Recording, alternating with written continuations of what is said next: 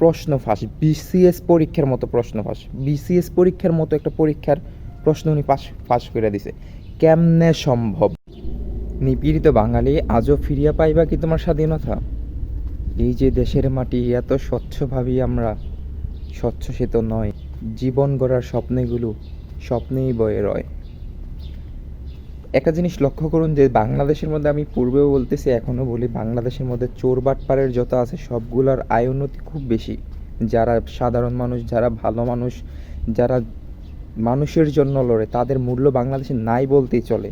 এই যে ইদানিংকালে দেখা যাইতেছে বিভিন্ন রকমের ঘটনা থেকে আমরা এগুলো শিক্ষা গ্রহণ করতে পারতেছি, যে এই যে ছাগলকাণ্ডের যে একটা ঘটনা ঘটলো কিছুদিন আগে, উনি কত লক্ষ টাকার মালিক, কত কোটি টাকার মালিক, কেমনে হয়েছে? সব বাটপাড়ি চিটারি করে এখন পর্যন্ত উনি দেশ ছাড়া।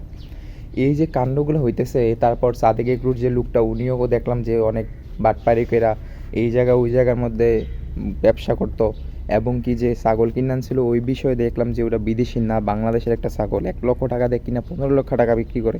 এগুলো শুধুমাত্র বাংলাদেশে সম্ভব। এখন যে রিসেন্ট যে ভিডিওটা দেখলাম, দেখে ভিতরটা পুরাই ভেঙে গেছে, এত কষ্ট লাগছে যে বলার মতো না।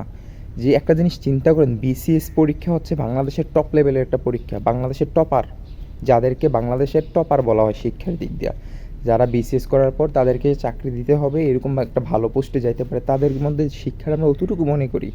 এখন ইদানিংকালে যে দেখলাম বিষয়টা, একজন টিচার, আমি ওনার চেহারাটা দেখে ভাবতে পারিনি, কল্পনা করতে পারিনি যে ওনার সততার মুখের দিক ভিতরে এত অসৎ কিছু একটা লুকায় থাকতে পারে। তো বিষয়টা যেটা হলো, ওনার দেখলাম ওর কত সুন্দর একটা মানুষ, কত ভালো একটা মানুষ মনে হলো, উনি কী করলো? প্রশ্ন ফাঁস, বিসিএস পরীক্ষার মতো প্রশ্ন ফাঁস, বিসিএস পরীক্ষার মতো একটা পরীক্ষার প্রশ্ন উনি ফাঁস করে দিছে। কেমনে সম্ভব? বাংলাদেশের মধ্যে এত কষ্ট করে মানুষে গড়াগড়ি করতেছে মাটির মধ্যে, দেখলাম কিছুদিন আগে বিসিএস পরীক্ষা না দিতে পারা বা বিসিএস পরীক্ষা ফেল কইরা মানুষের জীবনের স্বপ্ন বিসিএস পরীক্ষা। এমনও ফ্যামিলি আছে জীবনের পুরা স্বপ্ন দিয়া, বাবা মা মধ্যবিত্ত ফ্যামিলি, পুরো স্বপ্ন দিয়ে তাদেরকে বিসিএস পরীক্ষা দেওয়ার জন্য উৎসাহিত করে, বিসিএস পরীক্ষা দেওয়ার জন্য সব খরচ করে। তো এই পর্যায়ে আইসা যদি একটা ভালো স্টুডেন্ট বিসিএস পরীক্ষার মধ্যে ভালো রেজাল্ট না করে যে প্রশ্ন ফাঁস করছে, প্রশ্ন দেখে পরীক্ষা দিচ্ছে, তো তার মূল্যটা কেমনে হইলো? কেমনে সম্ভব? তাহলে এতদিন যে বিসিএসগুলো দেখলাম আমরা, এগুলো কি রিয়েল ছিল না? এই যে বিসিএসগুলো ছিল, এগুলো কি ভালো স্টুডেন্ট ছিল না? বিবেকের কাছে নিজের বিবেক নষ্ট হয়ে যেতেছে, আবেগ বিবেক সব নষ্ট হয়ে যেতেছে। কেমনে কি হইলো? এখন যে এতদিন যে বিসিএস আমরা দেখতেছি, তাহলে এইগুলো কোন বিসিএস? জীবনের মানুষে বাংলাদেশের মধ্যে এত কষ্ট পরিমাণ লাগতেছে মনের মধ্যে, যে বাংলাদেশের কোন দিকে আগা যেতেছে? আল্লাহ কি তাদেরকে জ্ঞান বুধ কিচ্ছু দিবে না? আল্লাহ যদি তাদেরকে হেদায়েত করে, আমি তো একটা ক্ষুদ্র মানুষ, আমি আর কি বলবো?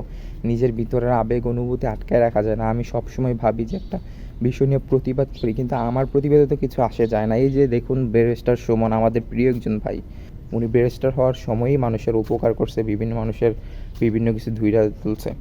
তো উনি এগুলো করার পর এখন উনি দেখলো যে না, ওনার গ্রামের, ওনার শহরের মধ্যে ভালো কিছু একটা করা উচিত।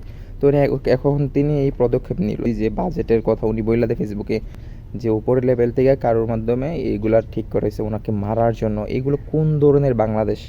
বাংলাদেশের মানুষ কী পাচ্ছে আসলে? প্রশ্ন, শুধু প্রশ্নই রয়ে যায়। আল্লাহ যদি তাদেরকে না করে হেদায়েত, তাহলে কখনোই হবে না।